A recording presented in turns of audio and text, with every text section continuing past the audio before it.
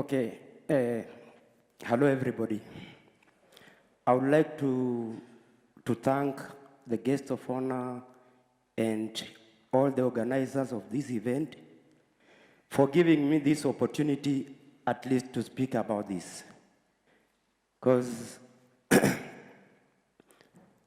actually my name's Solomon Muyundo, aka Solo 7. And why I call myself Solo 7, it's because 7 has always appeared in my life so many times. Like I was born in 1977, July 7, and I'm the 7th born in the family of 9. And it happened coincidentally that violence erupted during the end of 2007 after disputed election results. And me as a fellow Kenyan, I realized that many people were suffering. And most of them were innocent because some of them, they know nothing about tallying and all that. But you could find some people now trying to hit back on the community, to hit others as if they know anything about election results. So when the violence erupted, at first I could not have paint to use, but I started with a piece of charcoal. There is an open air market in Kibera, it's called Toi.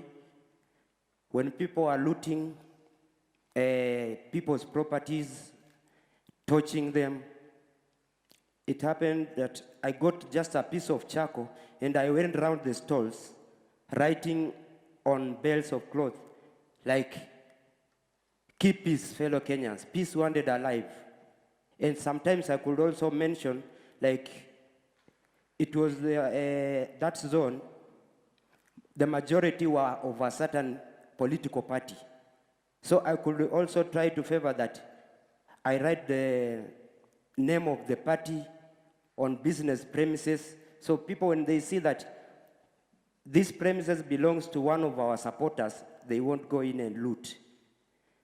So I kept on doing like that, and when they announced about 3 days of mass action, it's when now I said, no,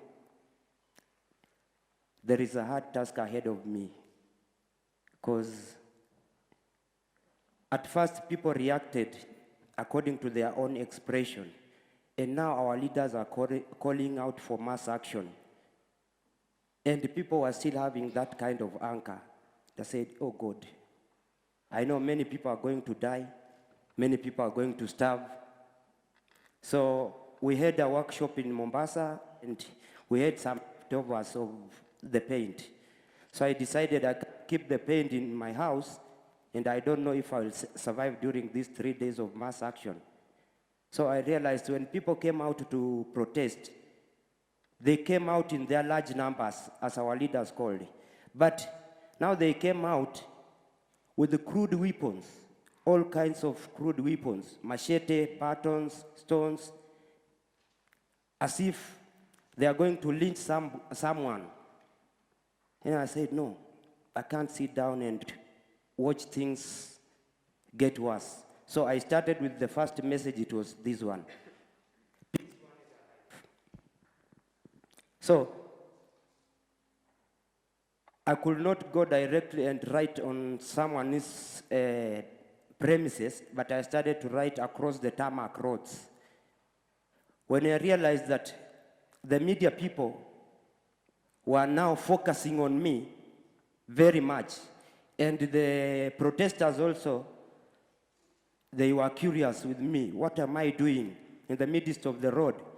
I could not run away from the policemen or my fellow countrymen who are protesting. So they realized that whatever I was doing, it was a little bit positive.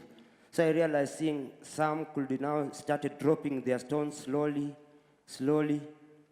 And I realized by that time that for those who are also causing chaos, they wanted to get the attention of the media people so that when they shoot on the television, the country could see how people are expressing their anger.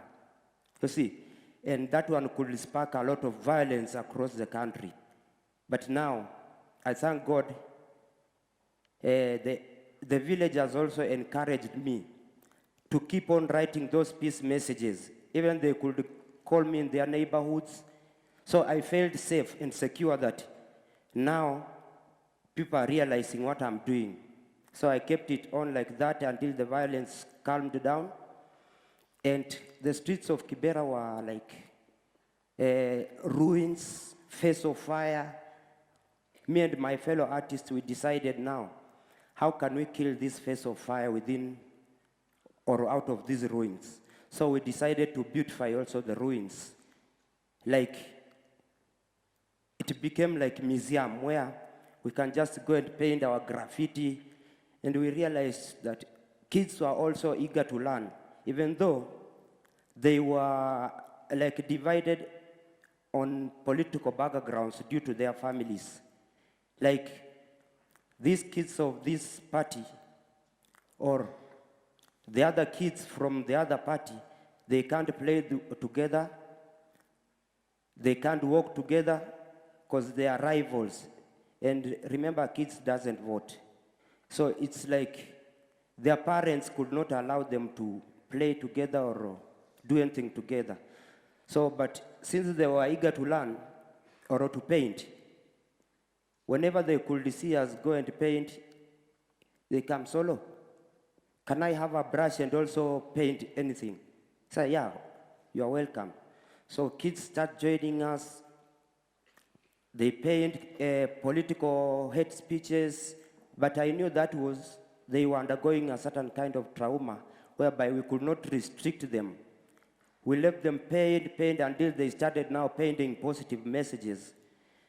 And one challenge we found, like kids could just come with their clothes, and when they go home, maybe some paints are spilled on their clothes.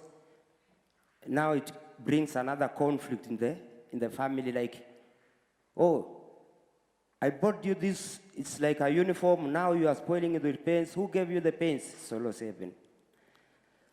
So we decided now, we will be working with these kids, but only during the weekends, like on Saturdays. Whenever they used to come on Saturdays, we bought T-shirts and we gave them T-shirts like they are now uniform. You can't identify who is who, but they are all kids of Kibera. So we have been working with those kids until their parents acknowledged that what we were doing, it was positive. Because instead of kids going and playing or picking some scrap metals to go and sell, they found that their kids are now being creative. Even we have some kids who have already managed to sell some paintings, their artworks, and instead they take home something, or we call the parent to come and pick the money so that the parent can utilize on either food or clothes. Yeah. Thank you so much. I don't have more to say. Yeah.